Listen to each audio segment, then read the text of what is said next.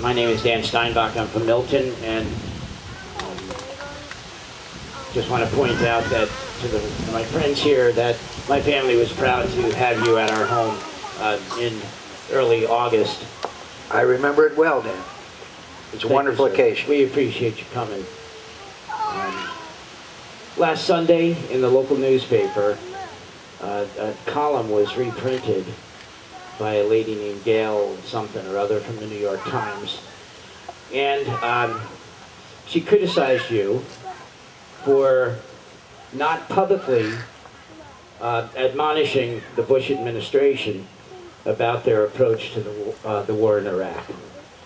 And the inference was that you should have done what Nancy Pelosi did to protest the war and visit Syria or something like that. So my question to you is this.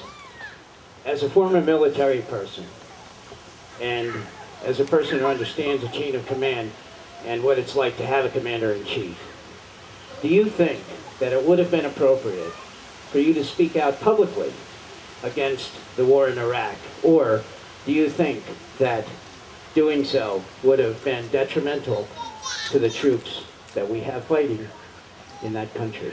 Thank you. Dan, I also made the mistake of reading that column, and my response is that everybody's entitled to their opinions, not everybody's entitled to their facts. The fact is, when I came back after a trip in 2003 to Iraq, I gave a major speech to the Council on Foreign Relations. I met with Rumsfeld.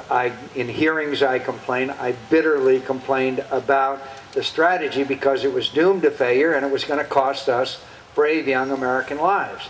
And I advocated the strategy that they are using now, which is succeeding. And by the way, there is no other Republican running for the nomination of this party that did that. They all just went along with it. And I was criticized heavily by other Republicans when I criticized Rumsfeld's strategy for being disloyal, just like you said. But my first obligation is to the young men and women who are serving. So all I can say is that it may be very late in the game, but we have this new strategy, and that strategy is succeeding, and that general is one of the finest people I've ever known. And for the New York Times to give a cut rate for an advertisement by MoveOn.org that accuses this brave general of somehow possibly betraying his country is one of the most disgraceful and outrageous things I've ever seen in my life, and it's a direct attack on the men and women who are serving in the military.